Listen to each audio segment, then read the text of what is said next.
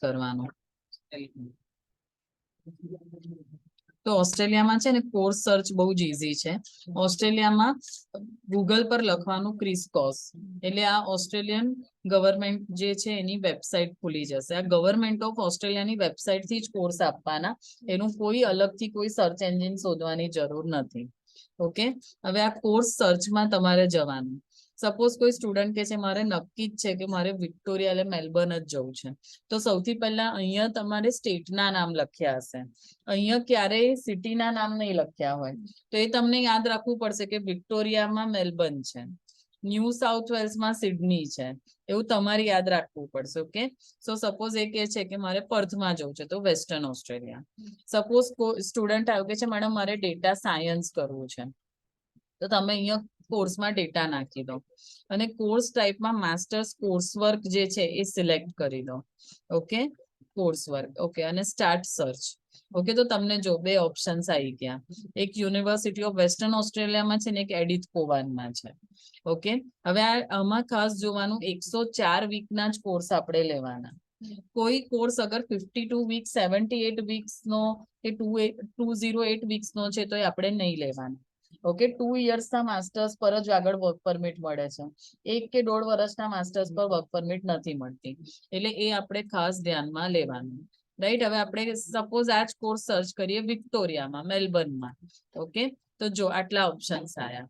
Right, તો 104 વીકના જ courses લેવાના. હા, રાઈટ.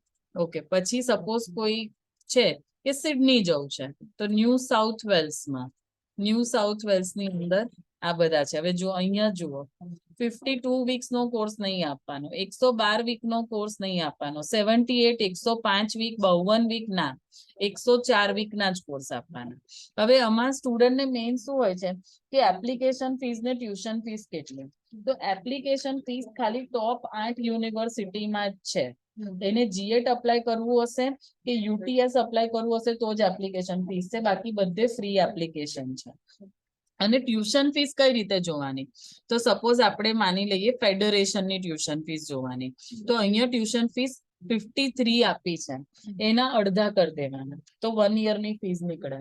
તો 53 ના અડધા સપોઝ $26,000 છે, અને અત્યારે 53 નો રેટ ચાલે છે, એટલે મોટા મોટી 13 લાખ જેવી ફીસ થઈ, 12-13 લાખ જેવી. ઓકે, એ રીતે જોવાનું.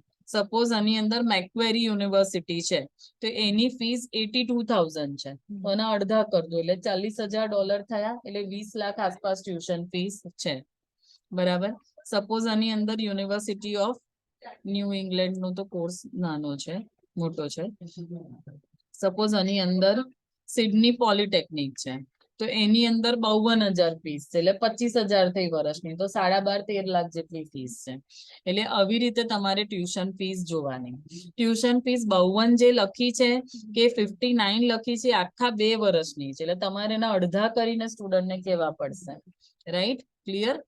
ઓકે, એટલે આમાં તમે ઓપ્શન સર્ચ કરી શકો. હવે આની અંદર છે ને ઘણા બધા બીજી વસ્તુઓ પણ આપેલી છે.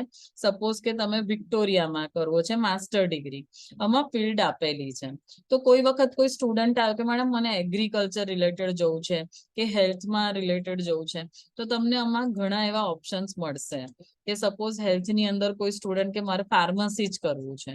ઓકે, સો એમાં કયા ઓપ્શન્સ મળી શકે, તો એ તમે શોધી શકો. રાઈટ, એટલે તમે આ સર્ચ એન્જિનને જેટલું એની સાથે રમશો, પ્લે કરશો, you will get to know more about it. Clear? નથી હોતું કોઈ મેથ્સ નોન મેથ્સ નું કોઈ ચક્કર જ નથી.